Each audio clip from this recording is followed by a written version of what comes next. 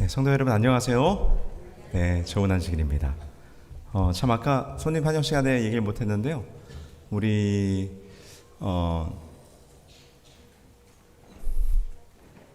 전현웅 목사님 이름이 갑자기 생각나서 우리 전현웅 목사님 우리 자녀 되는 우리 예슬양과 예준 군이 아마 캠프 참석 때문에 방문한 것 같습니다. 네, 환영합니다.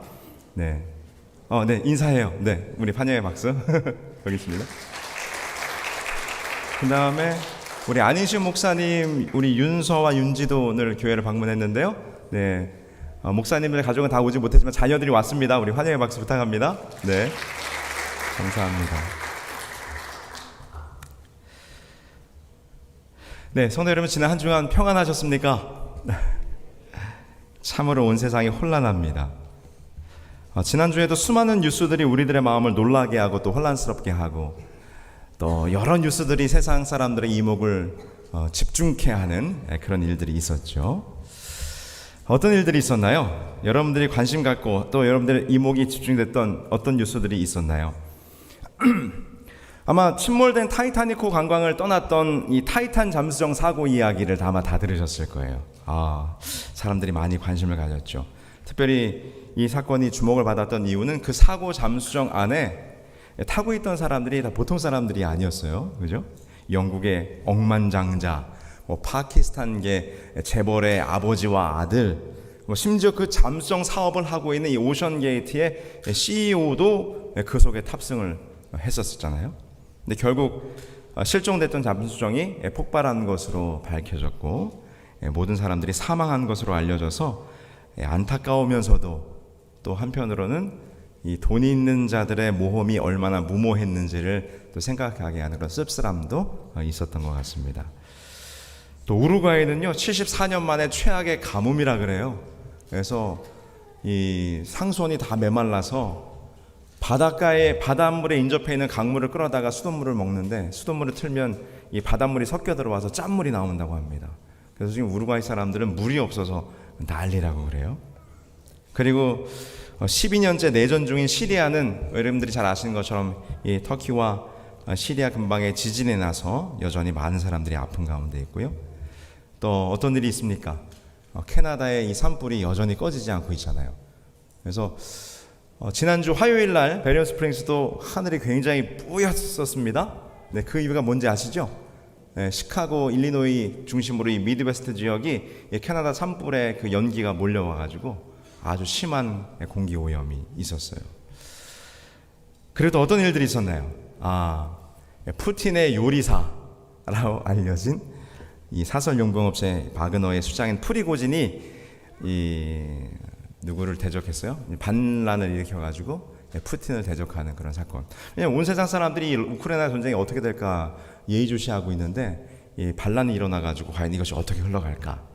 네, 그러나 결국 프리고진이 이제 그 순방 철회하면서 반란은 금방 끝나게 됐죠. 하여튼 여러 일들이 세상에서 벌어지고 있습니다. 그리고 우리 베리온에서는 지난주에 우리 케냐의 봉사대원 한 대원이 미국의 비자 문제로 입국하지 못해서 모든 사람들이 염려하고 걱정했던 일이 있었습니다. 네, 다행히 그 남겨졌던 대원과 인솔하신 목사님은 하루 늦게 무사히 시카고 공항에 도착했다고 하는 뉴스를 우리가 어제 생생한 본인의 간증을 통해서 들었죠. 네, 하여튼 여러 일들이 있었습니다. 지난 한 주도 쏟아지는 세계 곳곳의 다양한 뉴스들이 우리들의 눈과 귀를 집중케 하고 이목을 집중시켰어요. 네, 여러분 기원전 7세기경에 온 세상 사람들의 이목을 집중시킨 한 커다란 뉴스가 있었습니다. 그것이 무엇이었을까요? 그것이 바로 우리 지난주에 살펴봤던 이 아시리아 대군이 작고 힘없는 나라 남방 유다에게 크게 대패했다는 소식이었죠. 여러분 원래 아시리아가 막대한 압도적인 군사력으로 남방 유다를 쉽게 점령하고 그리고 섬멸할 것이라고 예측했어요. 그런데 놀랍게도 완전한 반전이 일어난 것입니다. 어떻게 됐어요? 네, 그 막강한 군사력을 가진 아시리아가 이 남방 유다에 의해서 완전히 전멸되는 사건이 벌어지게 된 거죠. 우리가 지난주에 살펴봤던 아시리아와 이스라엘과의 역사 이야기 가운데 드디어 하나님의 백성을 괴롭히던 아시리아가 어떻게 무너졌습니까? 바로 이렇게 무너졌죠. 열왕기하 19장 35절에 이 밤에 여호와의 사자가 나와서 아수르 진영에서 군사 18만 5천 명을 친지라 아침에 일찍이 일어나 보니 다 무엇이 되었더라? 다 송장이 되었더라. 다 죽었다는 것입니다. 어떻게 이런 일이 벌어졌을까요? 실제 역사에서는 뭐라고 이야기하고 있을까? 이것에 대해서 유대의 역사가인 우리가 잘 아는 요세푸스는요, 그가 쓴 유대 고대사라는 책에서 하룻밤에 수많은 쥐떼가 나타나서 이 쥐로 말미암아 페스트라고 하는 전염병이 이 아시리아 군대를 덮쳤다. 그래서 그들이 전멸했다라고 설명해요. 뭐라고 얘기하는가 하면 랍사게가 이끄는 그의 군대가 전염병으로 인해 큰 어려움에 직면해 있는 것을 보았다. 왜냐하면 신께서 그의 군대에 무서운 전염병을 내리셔서 성을 공격하는 첫날 밤에 18만 5천 명이나 되는 병사들이 죽었기 때문이다. 네. 그러면서 이 히스기야가 성전 벽과 그리고 궁전 기둥을 긁어내서 3만 달란트의 금을 마련하려다 말고 어떻게 해요? 이것은 내가 해결할 일이 아니야. 하나님께 이 모든 것을 맡기자라고 그가 결심했을 때 하나님께서 단번에 이 아시리아로부터의 그 억압과 폭력으로부터 그들을 구원해냈던 이야기를 우리가 지난주에 함께 나눴습니다. 근데 이 사건이 벌어지자 이 사건에 대한 뉴스가 이제 여기서 멈추지 않고 온 고대 근동 지역으로 다 퍼져 나갔겠죠. 야, 이게 무슨 일이냐? 어떻게 남방 유다가 그 아시리아 대제국을 맞서서 싸워 이길 수 있었겠는가? 사람들이 궁금했겠죠? 사람들이 알고 싶었겠죠. 근데 더 놀라운 거는 이 사건이 있은 다음에 그 싸움의 주인공이었던 히스기야가 어떤 병에 걸리게 돼요? 죽을 병에 걸리게 돼요. 이 히스기야가 죽을 병에 걸렸다가 또 기이한 방법으로 살아났다고 하는 뉴스가 연이어 나오게 되는 거예요. 이사야 38장 1절에 보니까 그 즈음에 히스기야가 병들어 죽게 되니 아모스의 아들 선지자 이사야가 나와 그에게 이르되 여호와께서 이같이 말씀하시기를 너는 내 집에 유언하라 내가 죽고 살지 못하리라 하셨나이다. 하나님께로부터 지금 내가 죽을 것이라고 하는 명령을 받게 된 거예요. 죽게 된 거예요. 네, 여러분 우리가 이 이야기를 잘 알죠. 네, 히스기야가 그 죽게 되었다고 하는 이야기를 듣고 나서 어떻게 했습니까? 그는 이미 기도의 큰 힘을 경험했던 사람이죠. 하나님 앞에 나아가서 울며 통곡하며 하나님께 매달리기 시작합니다. 가로되 여호와여 구하오니 내가 주의 앞에서 진실과 전심으로 행하며 주의 목전에서 선하게 행한 것을 추억하옵소서 하고 어떻게 했다고요? 심히 통곡하니 하나님 제가 하나님 말씀대로 우상도 다 화폐하고 하나님의 말씀대로 기도하고 하나님의 말씀대로 아시리아도 물리쳤는데 저를 이렇게 버리시려 나이까? 울면서 기도하며 하나님 앞에 기도해요. 그리고 그렇게 통곡의 기도로 간구했을 때 하나님으로부터 귀한 축복의 말씀을 듣게 되죠. 어떻게 됐습니까? 히스기야의 생명이 연장되게 돼요. 이에 여호와의 말씀이 이사야에게 임하니라 가라사대 너는 가서 히스기야에게 이르기를 내 조상 다윗의 하나님 여호와께서 이같이 말씀하시기를 내가 내 기도를 들었고 내 눈물을 보았노라 내가 내 수한에 15년을 더하고 라고 기록합니다. 이제 연이은 놀라운 뉴스가 이제 세상 사람들의 이목을 끈 거예요. 남방 유다가 18만 5천의 대군 아시리아를 물리친 것도 놀라운데 그 뒤에 들려오는 소식은 어때요? 그 히스기야라는 사람이 다 죽게 됐는데 기이한 방법으로 살아났다고 하는 거죠. 자, 아마도 이 뉴스를 직접 확인하고 싶었던 사람이 있었던 것 같습니다. 자, 지난주에는 우리가 이 북방 이스라엘과 남방 유다가 어떻게 아시리아의 관계 속에서 역사가 흘러왔는지를 살펴봤다면 오늘은 그 다음으로 이어지는 역사예요. 남방 유다와 바벨론에 대한 이야기를 잠깐 하려고 하는 것입니다. 아마도 이 뉴스를 직접 확인하고 싶었던 나라가 있었어요. 그 나라는 어디였습니까? 네, 바벨론이었습니다. 그 당시 바벨론의 왕이었던 무로닥 발라단이라는 사람이 이 남방 유다에 특사를 보내서 이 히스기야 왕을 아련토록 합니다.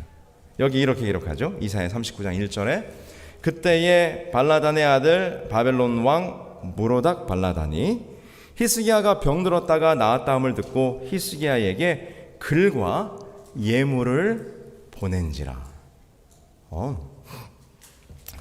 이 바벨론의 특사가 남방 유다를 방문하게 된 거예요. 누구를 아련토록 하기 위해서? 히스기야를 만나려고 온다고 하는 소식입니다. 근데 여러분, 히스기야가 이 이야기를 듣고 기분이 어땠을까요? 히스기야가 매우 기분이 좋아졌습니다. 왜 그렇습니까?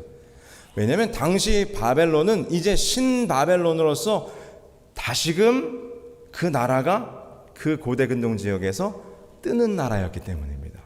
신은 강국으로 다시 일어나는 중이었어요. 그런데 그런 나라의 왕이 자기를 아련토로 하기 위해서 뭘 보낸 거예요? 특사를 보낸 것입니다.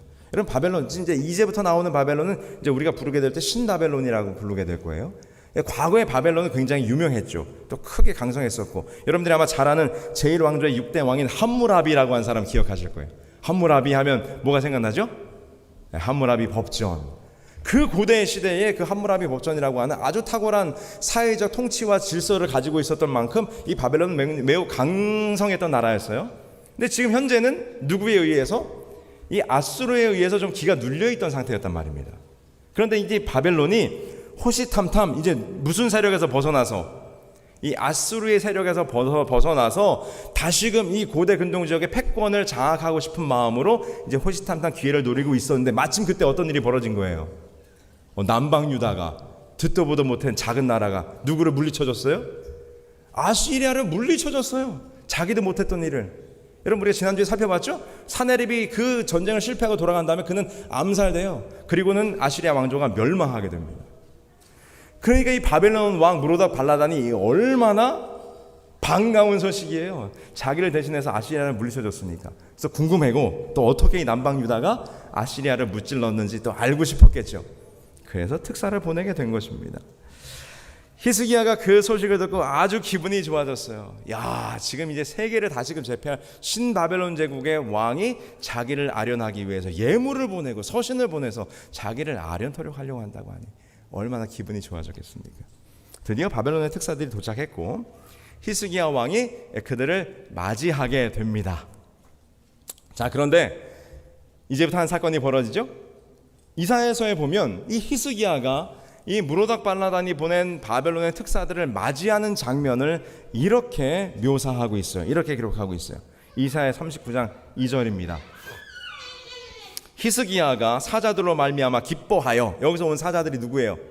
바벨론에서부터 온 특사들이죠. 그들이 오니까 아주 기뻐하여 그들에게 보물 창고 곧 은금과 향료와 보배로운 기름과 모든 무기고에 있는 것을 다 보여주었으니 히스기야가 궁중의 소유와 전 국내의 소유를 보이지 아니한 것이 없는지라. 하하. 딱 보니까 지금 히스기야가 잘하고 있어요, 잘못하고 있어요? 예? 어떻게 잘하고 있습니까, 잘못하고 있습니까? 아수르 왕을 물리치고 죽음 가운데서 하나님께 통곡하여 기도하고 살아날 때까지만 해도 이 사람이 정신이 온전히 차리고 있었던 것 같은데, 갑자기 여기서 보니까 지금 히스기야가 무너지는 거예요. 특사를 맞이하던 히스기야가 그만 어이없는 짓을 하는 것입니다. 그 특사를 다 불러놓고 지금 뭘 보여줘요? 왕의 곡관과 성전과 국내에 있는 모든 것들을 다 열어서 자기가 가지고 있는 보화들을 다 보여주고 무기고를 열어서 다 자랑을 하는 것입니다. 아마 이 바벨론의 왕이 특사를 보낼 때는 이런 마음도 있었겠죠. 무슨 마음이 있었는가 하면, 어떻게 저 작은 남방 유다가 아수르를 물리칠 수 있었을까? 그 이유가 무엇일까? 그 국력의 원천이 무엇일까? 아마 그것이 알고 싶었겠죠. 이 유다 나라에 뭔가 대단한 것이 있지 않을까 그렇게 기대를 했을지도 모르겠습니다. 근데 막상 히스기야 왕이 막 창고를 열어가지고 막 무기고를 열어서 쫙 보여주는데 거기에 대단한 것들이 있어요, 없어요? 아수르를 한 방에 물리칠 만한 대단한 무슨 무기가 있었습니까?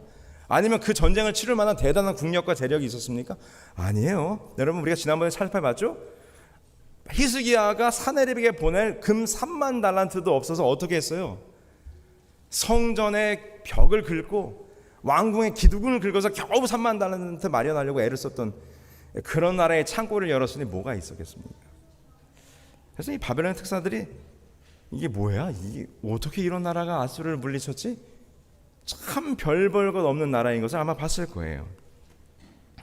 네, 여러분, 사실 히스기야는 그 바벨론의 특사들을 맞이하면서 왕의 창고를 열어 무기와 은금을 보여줬어야 됩니까? 아니면 어떻게 했어야 됐을까요? 사실 그가 했어야 되는 일은 그들 앞에서 하나님께서 어떻게 아수르의 18만 5천 명의 대군을 무찌르셨는지, 그리고 자기가 어떻게 죽다 살아났는지에 대한 놀라운 하나님에 대한 간증을 지금 그 이방 나라의 사신들 앞에서 했었어야 합니다. 근데 지금 그가 순간 바벨론의 특사가 자기에게 다가온 것을 인하여 마음이 우쭐해서 어떻게 하는 거예요? 참으로 당황스럽게도 참 볼 것도 없는 자기 창고를 열어서 그것을 그나마 자랑거리라고 지금 자기 자랑을 하고 있는 거예요. 참 얼마나 어처구니 없는 일입니까? 여러분, 그렇죠? 뭐 자랑할 게 있다고. 지금 아수르를 물리친 게 지금 남방 유다의 국력이 강해서예요? 거기서 지금 죽음 가운데서 살아난 것이 히스기야가 뭔 대단한 게 있어서 살아난 것입니까? 그렇지 않잖아요. 다 누구의 은혜예요? 하나님의 은혜죠. 하나님의 축복이고. 그런데 지금 히스기야가 이 자기 자랑의 덫에 걸린 것입니다. 자기 자랑의 유혹에 넘어가는 거죠. 여러분, 자랑이 무엇입니까? 자랑. 사실 우리들의 마음속에 자랑의 마음이 없는 사람이 어디 있을까요? 그렇죠? 네, 할머니들 사이에서 이런 말이 있다 그래요. 손주 자랑하려면 10,000원을 꺼내놓고 하라는 말이 있답니다. 할머니들 만나면 저마다 그냥 사진 휴대폰 꺼내놓고 누구 자랑하고 싶어가지고 손주 자랑하고 싶어서 그 누가 들어준다고 그래서 10,000원 꺼내놓고 자랑하라고 그런 얘기가 있더라고요. 근데 제가 원래 다른 예화를 하려고 그러다가 오늘 아침에 저도 여기에 넘어졌어요. 자기 자랑의 유혹에. 아침에 이제 차를 타고 교회에 오는데, 여러분 요즘 보면 이제 아주 유명하신 목사님들이 다 이렇게 교과 방송을 하잖아요. 그래서 저도 뭐 일주일에 한 서너 편은 듣는 것 같아요. 서로 다른 목사님들의 교과 방송을. 근데 제가 이제 누구라고 실명을 거론할 수는 없고, 어떤 목사님이 아주 유명하신 분이에요. 근데 제가 이제 아침에 그냥 이런 얘기를 했어요. 차 타고 오면서 그 목사님도 많이 늙으셨더라. 머리가 하얗게 됐어. 뭐 이렇게 이야기하는데 근데 저희 집 사람이 뭐 그냥 뭐 가볍게 이해한 것입니다. 아마 그 목사님이 일부러 염색을 안 하시나 봐. 얼굴이 토끼상이라 너무 귀여워 보일까 봐 좀 중후해 보이려고 아마 염색을 안 하시는가 봐, 이런 얘기를 했어요. 근데 제가 그 순간 그 얘기를 듣고 제가 뭐라 그랬을까요? 네, 저희 집 사람한테 그럼 서상규의 관상은 어떠한가? 뭔 얘기 하라는 얘기예요 지금 자기 와이프한테. 칭찬 한마디 하라는 거죠. 순간 저도 모르게 그냥 서상규의 관상은 어떤가 제가 그렇게 얘기를 하더란 말입니다. 여러분, 사실 우리가 매 순간순간 뭐 조그만 거라도 자기 자랑하고 싶은 마음과 유혹이 우리들에게 있어요. 여러분, 자기 자랑이란, 이 자랑이란 말의 뜻은 자신을 다른 사람들 앞에서 높이려고 자신 또는 자신과 관계된 사물들을 남에게 드러내어 뽐내는 것이라고 이렇게 정의하고 있어요. 지금 히스기야가 자기의 것을 드러내어 지금 뽐내고 있는 것입니다. 누구 앞에서? 이 바벨론의 특사들 앞에서 그 왕궁의 창고를 열고 그냥 곳간을 열고 무기고를 열어서 이것 좀 한번 보라고 지금 자랑을 하고 있는 거예요. 사실 그가 지금 이렇게 바벨론의 특사들을 맞이하게 된 것은 모두가 하나님의 축복이고 하나님의 은혜이고 하나님의 능력임을 지금 히스기야가 잠깐 동안 잊어버린 거죠. 망각한 거죠. 그리고는 자기 자랑의 유혹에 걸려 넘어진 것입니다. 사실 바벨론의 특사들을 오게 한 것은 하나님께서 그를 시험하기 위함이라고 성경은 설명해요. 이것에 대해서 선지자 왕은 이렇게 말하죠. 히스기야에게 사자들이 내방한 것은 그의 감사와 헌신에 대한 무엇이었다? 시험이었다. 하나님으로부터 엄청난 구원의 축복을, 다시금 목숨이 살아나는 축복을 받은 이 히스기야가 정말 그것이 하나님께로부터 온 축복임을 고백하고 간증하고 그것을 나눌 수 있을지에 대한 시험을 지금 히스기야가 받은 거예요. 그런데 어떻게 했습니까? 히스기야가 이스라엘의 하나님의 능력과 자비와 긍휼을 증거하도록 그에게 주신 기회를 선용하였더라면 그 사자들의 보고는 흑암을 뚫는 빛이 되었을 것이다. 지금 그 이방 나라 사람들 앞에서 살아계신 하나님이 얼마나 위대한가를 증거할 수 있는 놀라운 기회를 그가 망쳐버린 것입니다. 자기 자랑으로. 이렇게 얘기하죠. 그러나 히스기야는 만군의 여호와보다도 자기 자신을 더 높였다. 그는 마음이 교만하여 그 받은 은혜를 보답하지 아니했다라고 오늘 성경은 우리들에게 이야기합니다. 하나님이 어떠한 분이신지, 살아계신 여호와 하나님이 어떠한 하나님이신가를 그 이방의 민족들 앞에서 당당히 선포하고 그 어둠 가운데 있는 이방 민족들을 살아계신 하나님께로 인도할 수 있는, 빛을 발할 수 있는 그 놀라운 기회를 무엇 때문에 망친 거예요? 자기 자랑의 유혹에 넘어져서 망치게 된 것입니다. 참 어이가 없어요. 그래서 이 모습을 본 이사야가 하나님의 말씀을 전하는데 무서운 저주를 이 히스기야에게 전하죠. 보라, 날이 이르리니 내 집에 있는 모든 소유와 내 조상들이 오늘까지 쌓아둔 것이 모두 바벨론으로 옮긴 바 되고 남을 것이 없으리라. 여호와의 말이니라. 또 내게서 태어날 자손 중에서 몇이 사로잡혀 바벨론 왕궁의 환관이 되리라 하셨나이다 하니. 이사야의 무서운, 하나님의 무서운 저주가 히스기야에게 임합니다. 근데 그 저주를 가만히 보세요. 히스기야가 한 그대로 저주를 받아요. 무르닥 발라단의 특사들이 왔을 때 히스기야가 부어준 것이 뭐예요? 자기의 왕궁의 곡간과 창고를 열어 무기와 온갖 은금 보화들을 보여줬죠. 근데 그 보여준 것 그대로 그것이 어디로 옮겨질 것이라? 바벨론으로 옮겨질 것이라. 자, 이제부터 이 바벨론과 남방 유다의 아주 악연이 시작이 됩니다. 결국 남방 유다는 바벨론에 의해서 멸망당하잖아요. 자, 역사가 이렇게 흘러가요.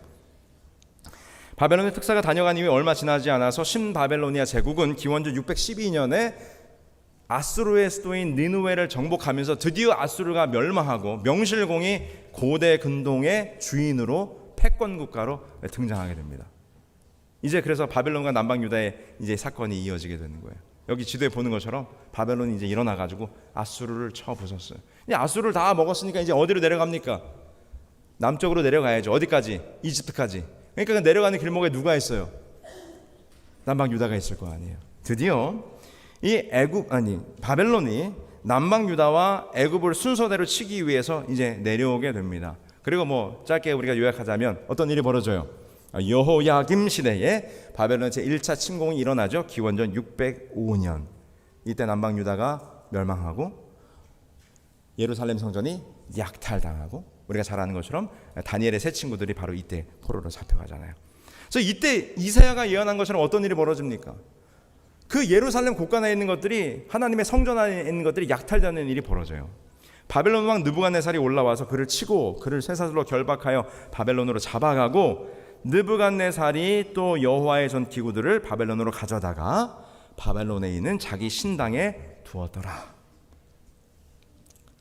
하나님께서 말씀하신 그 심판이 그대로 이루어지는 모습을 보게 되는 것입니다.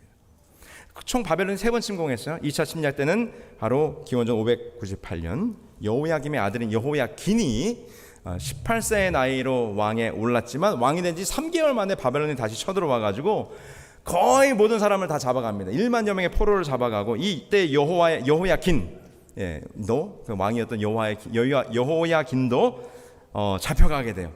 그리고는 이제 바벨론이 꼭두가시 왕으로 누구를 세워요? 여호야긴의 숙부인 시드기야를 왕으로 세우게 되죠. 이 시드기야가 이제 남방 유다의 마지막 왕이 됩니다. 누가 마지막 왕이라고요? 시드기야. 자, 이렇게 돼요. 역대하 36장 10절에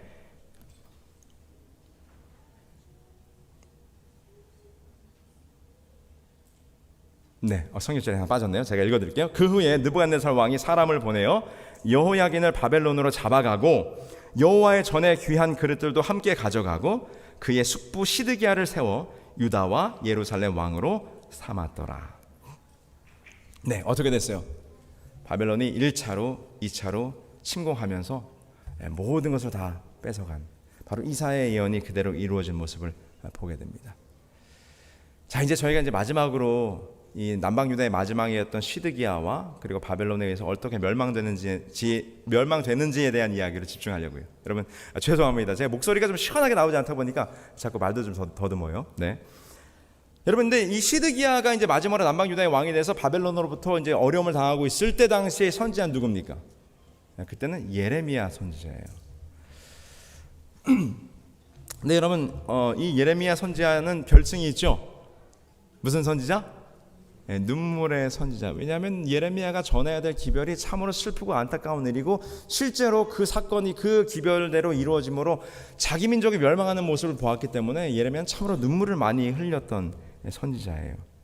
근데 예레미야가 뭐라고 얘기했는가 하면 여호와께서 이와 같이 말씀하시니라. 바벨론에서 70년이 차면 내가 너희를 돌보고 나의 선한 말을 너희에게 성취하여 너희를 이곳으로 돌아오게 하리라.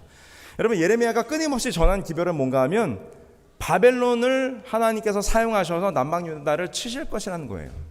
그러므로 시드기야 왕이 어떻게 하라고요? 항복하라. 바벨론에 의해서 포로 생활하는 것이 누구의 뜻이라? 하나님의 뜻이라. 그것이 계속해서 예레미야가 전한 기별이죠. 근데 예레미야가 전한 기별 가운데 그 바벨론의 포로로 갔다가 돌아올 예언도 함께 기록되어 있는데 몇 년간 포로 생활한다고요? 70년간 포로 생활을 할 것이라. 네, 여러분, 하나님께서 이 유다와 예루살렘을 황폐케 하고 그 땅을 황폐케 한 다음에 70년간 이 백성들로 하여금 유린하게 한, 그리고 방랑하게 대한 그 이유에는 어떤 이유가 있는가 하면 바로 안식일, 안식년, 그리고 희년과 연관되어 있으면 우리는 성경을 읽어보면 알 수 있어요. 여러분, 안식일은 우리가 잘 아는 것이죠. 하나님께서 십계명으로 주신 것이고 일주일의 하루 마지막 날을 주님의 날로 거룩하게 구별하는 것입니다. 여러분, 그럼 안식년은 무엇입니까? 안식년. 네, 1년, 2년, 3년, 4년, 5년, 6년 매 7년째를 거룩하게 구별하는 것입니다. 예레미야 25장 2절과 4절과 5절에 이렇게 안식년을 설명해요. 이스라엘 자손에게 말하여 이르라. 너희는 내가 너희에게 주는 땅에 들어간 후에 그 땅으로 여호와 앞에 안식하게 하라. 몇 번째 해를 4절부터 보니까 7째 해에는 그 땅이 쉬어 안식하게 할지니 여호와께 대한 안식이라. 그래서 그 땅을 쉬게 하고 씨도 파종하지 말고 그 땅을 놔두라, 이렇게 설명합니다. 이것이 무슨 해예요? 안식년이죠. 그 다음에 희년은 무엇입니까? 희년은 바로 이 안식년이 7번 지난 다음에 바로 50번째가 되는 해를 희년이라고 또 구별했어요. 레위기 25장 8절 10절에 기록하기를 너는 7 안식년을 계수할지니 이는 7년이 7번인즉 안식년 7번 동안 곧 49년이라. 그 다음에 10절에 보니까 너희는 50년째 해를 거룩하게 하여 그 땅에 있는 모든 주민을 위하여 자유를 공포하라. 이 해는 너희에게 희년이니 너희는 각각 자기의 소유지로 돌아가며 각각 자기의 가족에게로 돌아갈지며. 안식일과 또 안식년과 희년 제도를 하나님께서 허락하시면서 이스라엘 백성들이 가나안 땅으로 들어가거든 너희는 나의 명령대로 어떻게 해요? 7년째가 되면 안식년을, 그리고 50년째가 되면 희년을 지키라고 말씀하셨어요. 그 땅을 쉬게 하라고 그랬어요. 그리고 특별히 희년이 되면 모든 빚진 것들 다 청산되고 그 땅의 원주인에게로 돌아가고 가난한 자들이 회복되는 그런 놀라운 회복이 일어나도록 하나님께서 이 제도를 만드셨단 말입니다. 그런데 이 말씀을 지키라는 말씀을 주신과 함께 무슨 말씀도 주셨는가 하면 너희가 안식일과 안식년과 희년을 지키지 않으면 다음과 같은 심판이 있을 것이라고 말씀하셨어요. 이렇게 얘기합니다. 너희가 원수의 땅에 살 동안에 너희의 본토가 황무할 것이므로 땅이 안식을 누릴 것이라. 그때에 땅이 안식을 누리리니 너희가 그 땅에 거주하는 동안 너희가 안식할 때에 땅은 쉬지 못하였으나 그 땅이 황무할 동안에는 쉬게 되리라.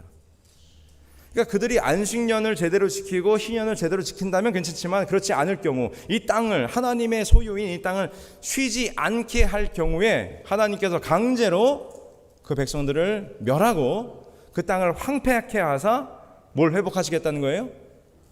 이 땅의 안식을 회복하시겠다는 것입니다.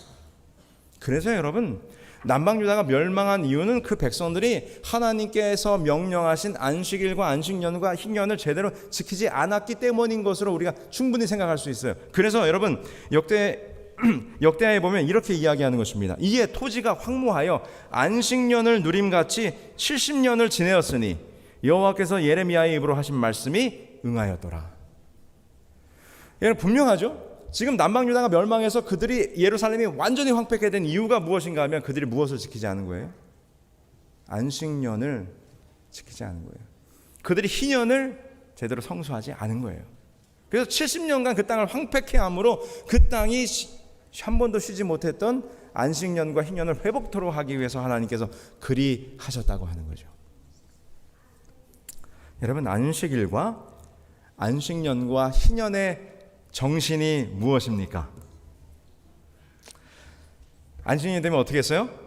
아무것도 심지 않게 하고 그 땅에서 자연적으로 난 것은 어떻게 하도록 했어요? 가난한 자들이, 나그네들이, 동물들이 그냥 와서 먹도록 베풀도록 했어요. 희년에는 모든 빚진 땅을 원주인에게 돌려주고 종들을 풀어주고 모든 것이 해방되는 자유를 선포하는 해였어요. 여러분, 이것이 가난한 자들을 돌아보고 모든 것을 회복하고 자유케 하고 빚진 것도 다 탕감해주고 다 돌려주고 하도록 한 이 희년의 정신이 무엇인지 아십니까? 그것이 뭐예요? 그 모든 것의 주인이 누구시라는 것을? 하나님이시라는 것을. 이 모든 것의 의미가 이 땅의 모든 소유가 하나님의 것임을 인정하는 것이 바로 이 안식년과 희년 속에 담겨있는 정신이에요. 내가 가지고 있는 것이 내 것이 아니라는 말입니다. 내가 지금까지 추적한 부가 내 것이 아니라는 말입니다. 내가 지금 누리고 있는 것이, 내가 지금 이 땅에서 살아가면서 내가 가지고 있는 모든 것이 다 내 것이 아님을 기억하라는 것입니다. 그 모든 것이 다 누구로부터 온 것이에요? 하나님께로부터 온 것임을 기억하라는 거죠. 여러분, 우리의 신앙 속에서 안식일을 지키는, 이날을 거룩하게 준수하는 것은 내가 가진 모든 것이, 내가 지난주에 누렸던 모든 삶이 내 것이 아니라, 내가 이룬 것이 아니라 하나님께서 주셨다고 하는 것을 오늘 우리는 이 자리에 올 때마다 되새겨야 하는 것입니다. 내가 누리고 있는 것이 하나님의 은혜임을 우리가 고백해야 되는 자리가 바로 이 안식일의 자리라고 하는 거죠. 그래서 우리가 이 안식일에 와서 하나님께서 나에게 주신 것으로 인하여 찬양과 영광을 돌리는 것이 바로 이 안식일 예배가 되어야 하는 것입니다. 우리가 가진 이 생의 모든 자랑이 나의 것이 아님을 고백하는 자리가 바로 오늘 이 자리라고 하는 것이죠. 그게 바로 안식일 정신이에요. 그게 바로 안식년의 정신이고, 희년을 통해서 이스라엘 백성들이 잊지 않고 그들이 모든 것이, 그들이 누리고 있는 이 가나안 땅이 다 하나님의 것임을 기억하게 하는 것이 희년의 정신이었던 거죠. 네, 여러분, 오늘 말씀을 보니까 그렇게 기억하라고 말씀했던 안식년과 희년을 이스라엘 백성들이 지켰어요, 안 지켰어요? 안 지켰어요. 다 자기 것인 양 알고 살았단 말입니다. 근데 지금 그 똑같은 실수를 누가 저지른 거예요? 히스기야가 어떻게 했어요? 자기의 창고를 열어서 보여준 거예요. 자기의 곳간을 열어. 그게 누구 것인 것처럼, 내 것인 것처럼. 그거는 히스기야의 것이었습니까? 아니에요. 하나님께서 주신 거죠. 하나님께서 주신 은혜죠. 여러분, 오히려 이 이스라엘 백성들은 이 희년을 통해서 가난하고 연약한 자들에게 자유를 선포하고 그들을 다시 회복토록 하는 일을 했어야 되는데 오히려 어떻게 했습니까? 오히려 가진 자들이 더 착취하고 가난한 자들을 약탈하고 억압했어요. 미가서는 말하기를 침상에서 악을 꾀하며 간사를 경영하고 날이 밝으면 그 손에 힘이 있으므로 그것을 행하는 자는 화 있을진저 밭들을 탐하여 빼앗고 집들을 탐하여 취하니 그들이 사람과 그 집사람과 그 산업을 학대하도다. 이 남방유다가 멸망할 때쯤 활동해서 미가 선지자가 그 시대의 사회상을 이야기해주고 있는 거예요. 어때요? 가진 자들의 횡포와 착취와 빈부의 격차와 사회적 갈등이 더 심해지고 있는 모습을 보는 거죠. 누구의 말씀에 순종하지 않으므로? 하나님의 말씀에 순종하지 않으므로. 그래서 하나님께서 남방유다를 치신 것입니다. 그들의 타락을 보면서. 네, 여러분, 이러한 모습이 지금 오늘 우리가 살아가는 이 오늘날의 모습이에요. 가진 자들의 횡포와 착취와 빈부의 격차와 사회적 갈등들이 너무나 심해지고 있죠. 그래서 여러분, 이 세상에 멸망할 수밖에 없는 것입니다. 그래서 곧 하나님께서 이 땅을 치실 거예요. 여러분, 그럼 이러한 시대에 우리의 삶은 어떠해야 하는가? 우리의 마음속에 뭘 회복해야 돼요? 안식일과 안식년과 희년의 정신을 회복해야 하는 것이죠. 내가 누리고 있는 모든 것이 하나님께로부터 온 것임을 알고 그 은혜에 감사하고 찬양하며 나에게 주어져 있는 모든 것이 하나님의 것임을 고백하는 일이 오늘 우리들의 삶 속에 일어나야 한다는 것입니다. 그래서 내가 가지고 있는 모든 것을 자연스럽게 하나님을 위해서라면 다 내려놓을 수 있고 헌신할 수 있는 것이 우리 모두의 마음이 되어야 하는 것입니다. 자, 근데 남방 유다와 히스기야가 그렇게 살지 못했던 것 같아요. 자, 이제 마지막 장면으로 가봅니다. 바벨론에 의해서 남방 유다가 어떻게 멸망하게 됐는지. 예레미야는 이렇게 우상 숭배와 사회적 타락의 모습을 보면서 남방 유다가 멸망할 것을 알았어요. 하나님께로부터 바벨론으로 항복하라는 이야기를 들었죠. 이 예레미야는 계속해서 바벨론에게 항복하라는 얘기를 했기 때문에 다른 동족들로부터 어떤 오해를 받았습니까? 매국노, 친바벨론주의자. 그래서 예레미야는 참 어려움을 많이 당했어요. 이 남방 유다의 고관들이 항상 그를 감금하고 때리고 그를 어렵게 했죠. 그날도 이 예레미야가 서기관 요나단의 집 토굴에 갇혀 있었습니다. 서기관 요나단은 그에게 먹을 것도 주지 않냐고 토굴 속에 이 예레미야를 가둬뒀어요. 그때 이 남방 유다의 마지막 왕이었던 시드기야가 예레미야를 마지막으로 찾아와요. 그리고는 다시 한번 예레미야에게 묻습니다. 정말 이 예루살렘이 바벨론에 의해서 황폐케 될 것인가? 그때 예레미야가 이제 이렇게 대답하죠. 예레미야가 시드기야에게 이르되 만군의 하나님이신 이스라엘의 하나님 여호와께서 이와 같이 말씀하시되 내가 만일 바벨론의 왕의 고관들에게 항복하면 내 생명이 살겠고 이 성이 불사름을 당하지 아니하겠고 너와 내 가족이 살려니와 내가 만일 나가서 바벨론 왕의 고관들에게 항복하지 아니하면 이 성이 갈대아인의 손에 넘어가리니 그들이 이 성을 불사를 것이며 너는 그들의 손을 벗어나지 못하리라 하셨나이다. 네가 만약 지금 나가서 항복하면 예루살렘 성이 불타지도 않고 이곳에 사는 백성들이 어려움 당하지 않을 것이니 빨리 가서 지금 항복하라. 근데 만약에 네가 항복하지 않으면 어떻게 될 것이라? 예루살렘이 불타고 그 수많은 백성들이 어려움을 당할 것이라 이렇게 권면하는 것입니다. 드디어 시드기야가요 예레미야의 이 말을 듣고 드디어 자기의 본심을 이야기합니다. 뭐라고 얘기하는가 하면 예레미야 38장 19절, 바로 오늘 우리가 찾은 첫 구절이었죠. 시드기야 왕이 예레미야에게 이르되 나는 갈대아인에게 항복한 유다인을 두려워하노라. 염려하건대 갈대아인이 나를 그들의 손에 넘기면 그들이 나를 조롱할까 하노라 하는지라. 시드기야도 알았을 거예요. 자기네 나라가 구원이 기르고 있다는 것을. 그리고 분명히 지금 하나님의 선지자가 이야기하고 있잖아요. 바벨론이 와서 지금 이 예루살렘을 쑥대밭을 만들 것이라. 그러니 지금이라도 어서 나가서 항복하시오. 그러면 당신과 당신의 백성들이 안전할 것입니다. 근데 시드기야가 그 얘기를 듣고 지금 뭐라고 얘기하고 있어요? 나도 내가 나가서 항복하고 싶은데 뭐라고요? 사람들이 나를 조롱할까 염려된다는 것입니다. 시드기야 왕이 두렵다고 얘기했는데 한 나라의 왕으로서 체면을 구기고 행복한다는 것이 용납이 안 되는 것입니다. 그의 자존심이 허락하지 않는 거예요. 자신에게 미칠 조롱이 두려워서 항복하지 않은 백성이 당하게 될 처참한 사륙과 약탈을 지금 외면하겠다고 이야기하는 것이죠. 그래서 여러분 지금 이 시드기야는 자신의 체면 때문에 하나님의 말씀에 순종하는 것을 저버렸어요. 자, 끝까지 이렇게 고집을 피운 시드기야 왕에게 어떤 일이 벌어졌습니까? 바벨론에 드디어 침공하죠. 전 군대를 이끌고 와서 예루살렘을 포위합니다. 예레미야 39장 1절에 유다의 시드기야 왕의 제9년 10째 달에 바벨론의 느부갓네살 왕과 그의 모든 군대가 와서 예루살렘을 에워싸고 치더니, 하나님의 말씀에 순종하라고, 항복하라고, 그러면 너도 살고 백성들도 다 살겠다고 하나님께서 기회를 줬는데요, 지금 시드기야가 뭐 때문에 지금 순종하지 못한 거예요? 내 왕의 체면을 보고 나가서 굴복하고 하는 건 나 도저히 못합니다.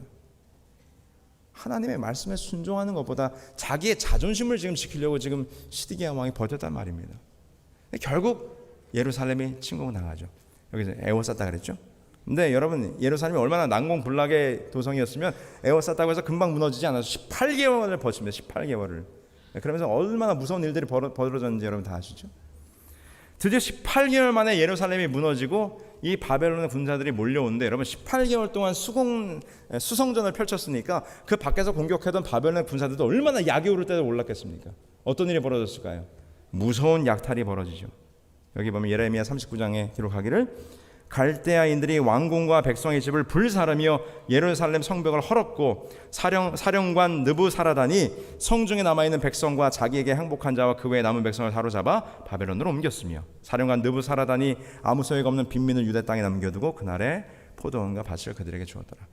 모든 걸 다 부채우고요, 모든 걸 무너뜨리고요, 사람 잡아갈 수 있는 사람은 다 잡아갔어요. 거기에는 별 볼 일 없는 사람들만 남겨놓고 이 성을 완전히 황폐하게 만들어버립니다. 근데 이때 시드기야가 어떻게 했죠? 시드기야가 몰래 지하 터널을 어떤 비밀 통로가 있었나 봐요. 비밀 통로를 통해서 아라바 길로 도망합니다. 여기서 아라바 길이란 말은 예루살렘에서 여리고로 내려가는 길을 말해요. 근데 몰래 도망하는데 이 요세푸스의 기록에 의하면 시드기야가 그의 가족들과 그의 친구들과 신복들을 데리고 사물을 통해서 몰래 도망할 때, 여러분 시드기야 잡혔어요, 안 잡혔어요? 못 도망가죠. 잡혔죠. 그 일행 중 반역자가 있어. 그의 퇴로를 누구에게 알렸습니까? 바벨론에게 알렸다라고 요세푸스는 설명합니다. 그래서 시드기야가 잡혀와요. 어떤 일이 벌어졌습니까? 시드기야의 아들들이 다 그가 보는 앞에서 죽임을 당했어요. 시드기야의 신하들이 다 죽임을 당했습니다. 그리고 마침내 시드기야는 두 눈이 뽑히고 정말 불쌍하고도 불쌍한 모습으로 바벨론의 포로로 잡혀가게 됩니다. 여러분 전쟁사를 읽어보다가 3일 또는 5일을 약탈을 허용한다라고 이렇게 장군이 명령할 때는 이 군인들이 얼마나 힘들었으면 그 사기를 진작하기 위해서 일부러 약탈을 허용하는 것으로 관용적 표현이 3일에서 5일의 약탈을 허용한다는 말이에요. 여러분들 약탈을 하게 되면 얼마나 어려움을 당합니까? 특별히 여성들과 아이들이 어려움을 당하죠. 여성들은 폭력에 내몰리고 남자들은 죽임을 당하고 아이들은 포로로 잡혀갑니다. 그 모습을 지금 누가 보는 거예요? 예레미야가 보는 것입니다. 그래서 예레미야가 애가에 이렇게 이야기하죠. 내 눈이 눈물에 상하며 내 창자가 끊어지며 내 간이 땅에 쏟아졌으니 이는 내 딸 내 백성이 패망하여 어린 자녀와 젖먹는 아이들이 성읍 길거리에 기절함이로다. 하나님의 말씀에 순종했으면 이 일을 면했을 텐데 시드기야가 말이에요. 근데 시드기야가 지금 고집을 피우다가 어떻게 된 거예요? 지금 예레미야 보기에 너무나 참혹한 일이 지금 예루살렘 성 안에서 벌어지는 거예요. 그 백성들이 얼마나 어려움을 당하는지. 그래서 예레미야가 눈물로 지금 이 이야기를 하는 것입니다. 시드기야가 21살의 왕이 돼서 32세에 이제 잡혀가게 됐는데 11년을 통치했어요. 근데 그가 뭐라고 얘기했어요? 조롱이 두려워서 내가 어찌 왕의 체면으로 항복하리요. 그 자기 체면 하나 지키려고, 자기 자존심 하나 지키려고 온 나라가 쑥대밭되는 모습을 이제 보게 되는 것입니다. 여러분 이것이 이 남방 유다의 멸망은 곧 이 세상의 마지막 멸망의 모습을 우리들에게 보여주는 거예요. 여러분 시드기야 왕이 자기의 자존심과 체면을 지키려고 끝까지 하나님의 말씀에 순종하기를 거절했을 때 그는 심판을 맞이하게 됩니다. 성도 여러분, 이런 시대에 곧 멸망할 이 세상에 살아가는 우리들이 그럼 이때 정말 우리가 해야 될 일은 무엇일까요? 그것은 무엇입니까? 그것은 바로 순종입니다. 하나님의 말씀대로 사는 거예요. 순종은 먼저 나의 체면과 자존심을 다 내려놓는 것에서부터 시작됨을 기억하시게 되길 바랍니다. 내 생각, 나의 계획, 나의 경험, 나의 지혜를 의지하는 사람은 절대로 하나님의 말씀에 순종할 수 없어요. 내 모든 것을 내려놓아야 내 모든 것을 누구에게 맡길 수 있는 것입니까? 하나님께 맡길 수 있고 순종할 수 있는 것입니다. 여러분 잘 아시는 D.L. 무디 목사님, 시카고에 계셨던 분이니까 유명한 분은 아시죠? 근데 why God used D.L. 무디, 토레라고 하는 목사님, 이 무디 목사님과 함께 이게 시카고에서 영성 사역을 이끌었던 이분이 무디 목사님에 대해서 추억하면서 그분에 대한 책을 썼어요. 이제 그게 바로 이제 왜 하나님께서는 왜 무디를 쓰셨는가라고 하는 책입니다. 근데 이 토레이 목사님께서 이 책의 서두에서 이렇게 말해요. 내가 무디 선생을 칭찬하고자 이 책을 쓰는 것이 아닙니다. 내가 이 책을 쓰는 이유는 다만 하나님께서 그의 은혜로 어떻게 보잘것없는 사람을 사용하셔서 큰 일을 이루시는지를 여러분들에게 알려주고자 제가 이 책을 씁니다 라고 이렇게 이 책이 시작이 됩니다. 그러면서 이 토레이 목사님께서 하나님께서 어떻게 무디 목사님을 사용했는가, 가장 첫 번째, 가장 중요한 이유로 무엇을 얘기했는가 하면 그 첫 번째 이유는 무디는 하나님의 말씀에 절대 순종하는 사람이었다라고 하는 것입니다. 그러면서 그분이 책에서 이렇게 설명해요. 나는 지금 무디 선생이 완전한 사람이었다고 하는 것이 절대로 아닙니다. 그러면서 말하기를 나는 그의 성격과 그의 삶에서 흠을 찾아보려고 한다면 아주 쉽게 그에 대한, 그의 성격에 대한, 그의 삶에 대한 흠을 찾을 수 있다라고 책의 이야기예요. 근데 왜 하나님께서 무디를 사용하셨는가? 말하기를 하나님의 소유가 된 사람, 하나님을 위해 사는 사람, 하나님께 완전히 순종하는 사람, 그는 하나님의 뜻밖에 모르는 사람이었다라고 말하죠. 처음에 이 토레이 목사님과 무디 목사님이 서로 만나서 이제 함께 이 영성 사역을 이끌어가기 위해서 회의할 때 좀 의견이 잘 맞지 않았어요. 근데 거기에 대한 일화가 이 책에 소개되어 있는데, 이제 한참 둘이 막 이 알규가 있다가 이 무디 목사님이 이 시카고에 하면 높은 빌딩들이 많잖아요. 아마 어떤 빌딩에서 이 회의가 있었나 봐요. 창가에 딱 다가서더니 무디 목사님이 이렇게 얘기를 하더래요. 토레이 선생, 만일 하나님이 나에게 저 창문에서 뛰어내리라고 명령하신다면 나는 뛰어내릴 것이네 라고 이렇게 이야기를 하더랍니다. 토레이 목사님이 말하기를, 그 말을 할 때 나는 믿기를 그가 분명히 하나님께서 뛰어내리라 했으면 뛰어내릴 거라는 것을 나는 알고 있었다. 그만큼 무디 목사님은 어디에 순종하는 분이었어요? 하나님의 말씀에 순종하는 사람. 그래서 이렇게 계속 표현합니다. 그의 280파운드의 육체, 몸무게 좀 많이 나가셨어요, 그죠? 280파운드의 육체 한 온스 한 온스가 모두 하나님께 속해 있었고, 그의 실존의 전부, 그의 소유의 전부가 하나님께 속해 있었다. 그는 완전히 솔직하게, 무조건적으로, 그리고 절대적으로 하나님께 순종하는 사람이었다라고 그의 책에서 무디 목사님을 추억합니다. 오늘 하나님은 우리에게 말씀하십니다. 뭐라고요? 나의 말에 순종하라. 너의 생각과 너의 계획과 너의 경험과 너의 지혜가, 그리고 너의 소유가 이 멸망해 가는 세상에서 너를 절대로 구원할 수 없다고 말합니다.